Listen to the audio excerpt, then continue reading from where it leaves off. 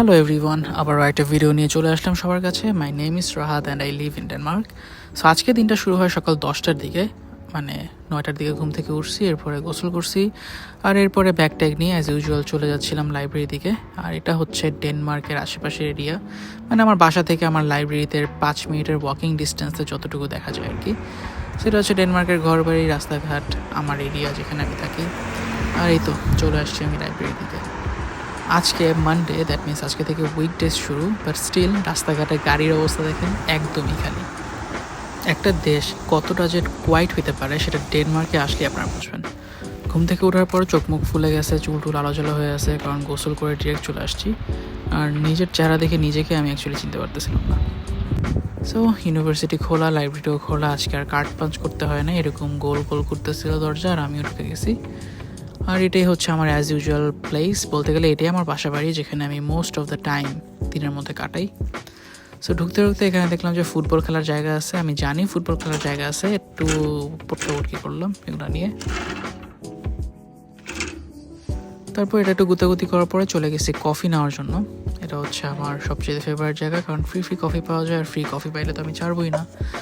তো এরকম কাপ দিলাম, কাপ দেওয়ার পরে 2টা এসপ্রেসো, এভাবে একটা প্রথমে দিছি, এরপর আরেকটা দিছিলাম। যাই হোক, এরকম 2টা এসপ্রেসো শট নিয়ে অল্প একটু নিয়ে নিছি কাপে করে।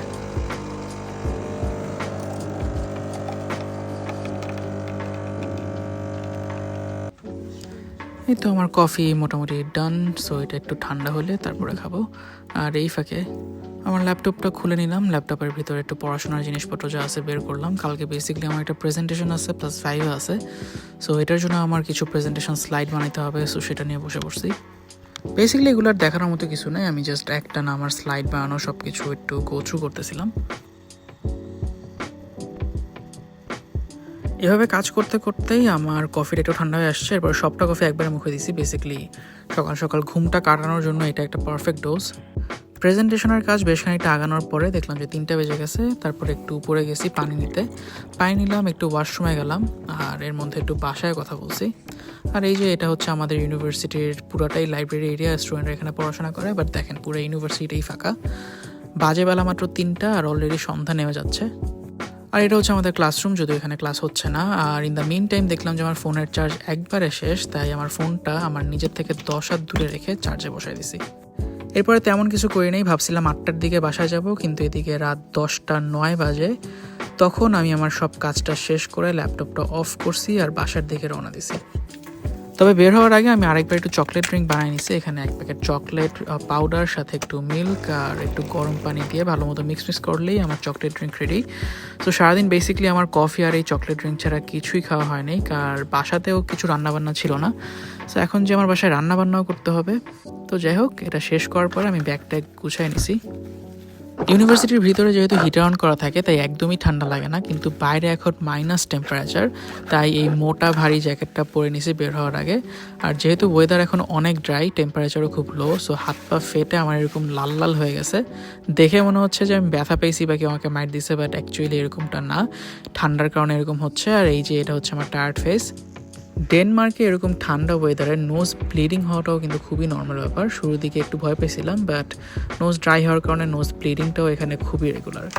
যাই হোক, চলে আসলাম আমার আগের রাস্তা ধরে বাসার দিকে। আর বাসায় এসেই রান্নাবান্নার জন্য প্রিপারেশন শুরু করলাম। বড় বড় 3টা পেঁয়াজ নিছি, সেই পেঁয়াজগুলো সুন্দর করে কুচি কুচি করতেছিলাম। বেসিক্যালি ভাবছিলাম আজকে খুব একটা রান্না করব না, জাস্ট ভাত আর ডিম ভাজি করব, কিন্তু ভাবলাম যে একটু সময় নিয়ে একবারে সবগুলা ডিম ভুনা করে ফেলি, তাহলে বেশ কয়েকদিনের রান্নাবান্নার প্রেশার নিতে হবে না। আর এই ডেনমার্কের পেঁয়াজগুলো অনেক বড় বড় হয়, আর রসালো হয় না একদমই, খুবই রস কমে থাকে, তাই চোখে ধরে না পেঁয়াজ। আপনি আরামসে কাটতে পারবেন যদি পেঁয়াজ কাটা পছন্দ করেন। বাট একা একা রান্না করার সবচাইতে বিরক্তিকর পার্ট হচ্ছে ছোটোখাটো প্রিপারেশন থেকে শুরু করে সব কিছু নিজের একা একা করা লাগে। আর একজনের জন্য খুব একটা বেশি প্রিপারেশন একবারে করে রাখা পসিবল হয় না। সব ধরনের রান্নাবান্না আমি করতে পারি, বাট বেসিক্যালি দেশে থাকতে আগে রান্না করতাম শখের বসে, বাট এখন প্রয়োজনের বসে রান্না করি, যেটা অনেকটা ক্ষেত্রে আমার বিরক্ত লাগে। যাই হোক, আমার কাছে 6টা ডিম ছিল, সো 6টা ডিম আমি একবারে নিয়ে সিদ্ধ বসাই দিছি।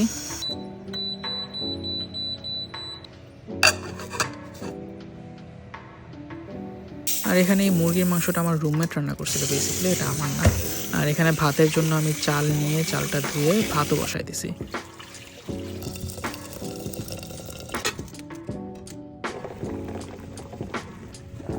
15 মিনিট পরে আমার ডিম সিদ্ধ ডান, আর এদিকে ভাতটা অলমোস্ট হয়ে আসছে। সো ডিমটা নামাই নিয়ে আমি ডিমটা ভালো মতো ছিলে নিয়েছি একটা একটা করে।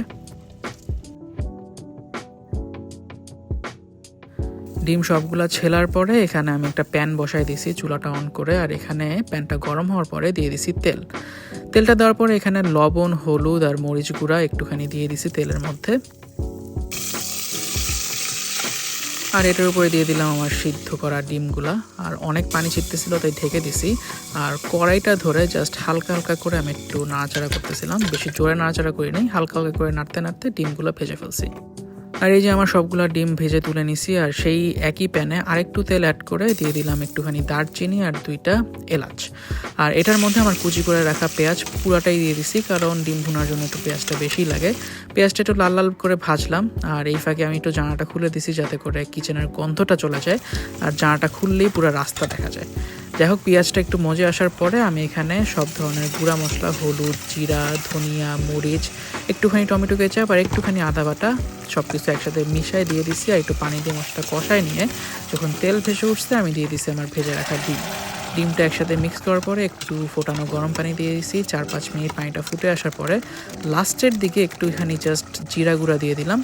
আর এরপর এই চুলাটা বন্ধ করে দিছি, আর আমার ডিমের ভুনা রেডি। একা একা রান্না করার একটা ওয়ার্স্ট পার্ট হচ্ছে এই ক্লিনিং করা। খুবই বিরক্তিকর একটা কাজ, কিন্তু যেহেতু রান্না করতেছি এগুলো করতেই হবে আমার। তো এই সবগুলো থালা বাসন নিয়ে একটা একটা করে ধুয়ে ফেললাম, আর সিঙ্কটাও একটু ক্লিন করে ফেলছি।